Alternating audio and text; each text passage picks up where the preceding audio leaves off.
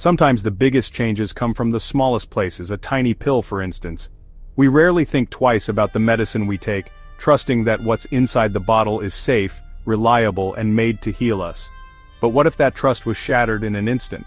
What if something as ordinary as a headache remedy became the source of unimaginable fear? In 1982, 7 people in Chicago reached for extra-strength Tylenol, seeking relief, but found death instead, swift, silent, and delivered by a poisoner never found. These were ordinary people, parents, children, neighbors, whose lives were cut short by a faceless threat. The city was gripped by panic as the news spread, and the nation watched in disbelief.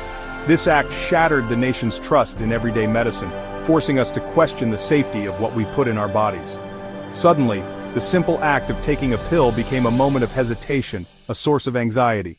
Families checked their medicine cabinets with dread, and pharmacies pulled Tylenol from their shelves overnight. Back then, pill bottles had no seals, no plastic rings, just a simple screw-off cap. Anyone could open a bottle, tamper with its contents, and close it again without leaving a trace. It was a vulnerability no one had considered, until it was too late. The Tylenol murders introduced a new kind of fear, one that crept into homes and medicine cabinets across America. The very thing meant to heal could kill. People wondered, could it happen again? Was any medicine truly safe? It was a wake-up call, a brutal lesson in vulnerability. The tragedy forced us to confront the reality that safety is never guaranteed, even in the most familiar places. It changed the way we thought about trust, risk, and the invisible threats that can lurk in everyday life. The story of the Tylenol murders is more than a true crime tale. It's about how a society responds to crisis. It's about fear, resilience, and the search for answers when the unthinkable happens. Newsrooms buzzed with updates, families gathered around televisions, and the entire country demanded change. It's about a corporation facing a nightmare, and how we rebuilt safety from tragedy. Johnson & Johnson, the makers of Tylenol, were thrust into the spotlight, forced to make impossible decisions as public trust hung in the balance. Their response would set a new standard for crisis management and consumer protection. The solution wasn't high-tech, it was something simple, now hiding in plain sight. The introduction of tamper-evident packaging, foil seals, plastic rings, and safety warnings, became the new normal, quietly protecting millions every day. To understand how we got from terror to trust, we have to go back to that autumn in 1982, to a series of deaths, connected by a single, terrifying thread. The fear that swept through Chicago would ripple across the world, changing medicine forever.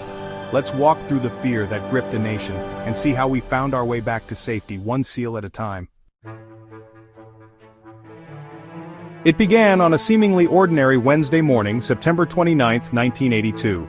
The city of Chicago was just waking up, with families getting ready for work and school, the sun rising over quiet neighborhoods. No one could have imagined that this day would mark the beginning of a nightmare that would grip the entire nation. 12-year-old Mary Kellerman woke up feeling unwell, a simple cold slowing her down. Her father, wanting to help, gave her Tylenol, the trusted household remedy. But within hours, Mary was gone, her life cut tragically short, leaving her family in shock and disbelief.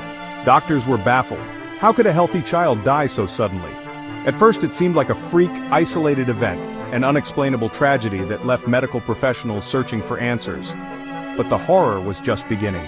That same day, Adam Janus, a 27-year-old postal worker in good health, took Tylenol for mild chest pain. Within hours, he too was dead, his family left reeling from the loss. As Adam's family gathered to mourn, his brother Stanley and sister-in-law Teresa, seeking relief from their own grief and headaches, took Tylenol from the same bottle. In a cruel twist of fate, both collapsed and died within a day, compounding the family's heartbreak. 3 members of one family, gone in less than 48 hours.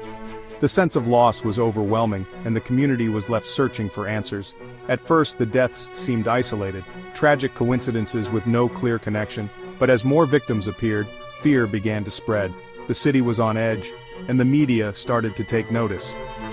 Mary Reiner, a new mother recovering from childbirth, took Tylenol for post-delivery pain. She died suddenly, leaving her newborn without a mother and her family devastated. Mary McFarland, just 35 years old, was found dead at home, a bottle of Tylenol by her side. The pattern was becoming impossible to ignore. The only link between these sudden, unexplained deaths, open bottles of extra-strength Tylenol found at every scene. What was once a symbol of relief had become a source of terror. The puzzle pieces were scattered across Chicago, each tragedy adding to the growing sense of dread. Someone needed to connect the dots before more lives were lost. Two firefighters, Philip Capitelli and Richard Keyworth, noticed the disturbing pattern. Tylenol was the common thread. Their observation would prove crucial in unraveling the mystery. Medical examiners rushed to test the capsules, desperate for answers. The results were chilling and would send shockwaves through the community. The pills were found to be laced with lethal doses of potassium cyanide, a deadly poison with no antidote. The trusted medicine had been turned into a silent killer. The nation's most trusted pain reliever had become a murder weapon, and no one knew how many more bottles were out there. As word spread, panic began to ripple through Chicago and beyond. People rushed to throw out their medicine, terrified that something so ordinary could be so deadly. The city braced itself for what would come next. Once the Tylenol link was public, fear swept the nation. The news hit like a shockwave, rippling through every community, every neighborhood, and every household. Suddenly, something as ordinary as a painkiller became a source of dread. People everywhere were glued to their televisions and radios, desperate for updates, hoping for reassurance that never came. Imagine hearing your medicine cabinet could kill you. The very pills you trusted for relief were now a potential threat lurking in your own home. Every bottle was suspect, every capsule a possible danger. Police cars in Chicago warned residents by loudspeaker, "Don't take Tylenol." The warnings echoed through the streets, amplifying the sense of crisis and urgency. Tylenol was everywhere. Suddenly every bottle was a threat. Pharmacies scrambled to pull products from shelves, but the fear was already out of control. People rushed to their cabinets, paralyzed by uncertainty. Some threw away their medicine in panic, while others hesitated, unsure what to believe or who to trust. Hospitals were flooded with calls from terrified patients. Phone lines rang non-stop as people begged for advice, desperate to know if they or their loved ones were in danger. Trust in medicine was broken overnight. The sense of safety people once felt was shattered, replaced by suspicion and fear. The randomness was terrifying. Victims bought Tylenol from different stores, lived in different towns. There was no pattern, no way to predict who might be next. The poisoner could be anyone, anywhere. Suspicion crept into daily life and trust in strangers evaporated. Buying headache medicine now felt like Russian roulette.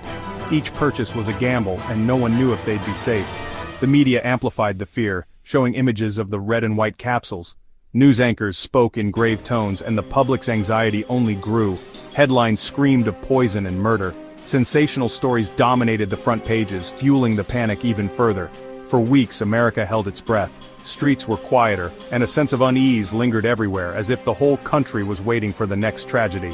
Tylenol, once a symbol of relief, became a symbol of terror. The brand that had been trusted for decades was now associated with fear and loss. Everyone waited to see what would happen next, hoping for answers, but knowing that life would never feel quite the same again. Behind the headlines were real people, not just statistics. Mary Kellerman, just 12, lost her future to a single poison pill. The Janus family suffered unimaginable loss. Adam, Stanley, and Teresa all gone in days from the same bottle. Mary Reiner, a new mother, left her newborn without her. Mary McFarland, a single mom, was found dead at home. Paula Prince, a flight attendant, bought Tylenol on her way home and was found dead days later. Each victim had hopes, families, and futures. They were not targets, just unlucky. Their deaths helped investigators trace the tainted products, but did little to ease the sense of vulnerability. 7 lives, forever linked by a crime that shattered our trust in the everyday. Their stories remind us how fragile that trust can be.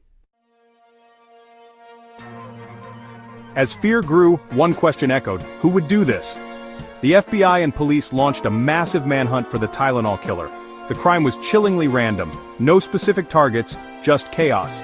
The leading theory: someone bought Tylenol, laced capsules with cyanide, and returned them to store shelves. James Lewis tried to extort Johnson & Johnson, but was never linked to the murders. The case remains unsolved. The killer vanished, leaving a legacy of fear. But their actions forced a revolution in public safety that protects us to this day. In the eye of the storm was Johnson & Johnson, Tylenol's maker. Tylenol was their star product. Now, it was killing people. Experts predicted the end of the brand. The easy path: blame the stores, rebrand, move on. But CEO James Burke chose a different way: public safety over profits. He knew trust couldn't be regained with marketing, only with action. Johnson & Johnson cooperated with authorities, pulled Tylenol from Chicago shelves and issued national warnings. But the fear was national, so the response had to be too. Burke made a bold, costly decision: put customers first, no matter the price. This would define the company and set a new standard for crisis management. Johnson & Johnson's next move was unprecedented: a nationwide recall of all Tylenol capsules. 31 million bottles, worth over $100 million, were pulled from shelves. The logistics were staggering. Every pharmacy, supermarket, and store in America was contacted. National ads warned people not to use Tylenol, hotlines answered questions, they offered exchanges for safe tablets. The company put public safety above all else. Their transparency and responsibility began to restore public trust. The recall was a new beginning, not the end. Tylenol's market share plummeted, but the groundwork for a comeback was laid. The recall became a textbook example of how to handle a crisis. After the recall, Johnson & Johnson faced a new challenge: how to regain trust. The answer was tamper-resistant, triple-sealed packaging. A glued box, a plastic seal, and a foil barrier. Pills became a fortress. Tampering would be obvious. When Tylenol returned, a massive public education campaign explained the new safety features. The public responded, seeing the seals as protection, not inconvenience. Within a year, Tylenol regained most of its market share. The company set a new industry standard. In 1983, the FDA made tamper-resistant packaging mandatory for all over-the-counter drugs. Today, every safety seal on medicine, food, and drink is a direct descendant of the Tylenol tragedy. That little piece of foil is the quiet legacy of a terrible crime. It changed how we protect ourselves, forever. Next time you struggle with the stubborn safety seal, remember, it's not just there to annoy you. It's a quiet guardian, born from tragedy, a promise that companies will protect us. That seal is the legacy of the Tylenol victims, a reminder that trust must be backed by safeguards. The crisis forced innovation for public safety, not profit. Johnson & Johnson's response became a moral compass for corporations. They showed that integrity and transparency can restore faith, even in crisis. The Tylenol case is a story of resilience, how society adapts and overcomes. The killer was never caught, but their act sparked a revolution in safety. Billions are protected every day by that little seal, a testament to our determination to protect one another. Sometimes the smallest things make the biggest difference.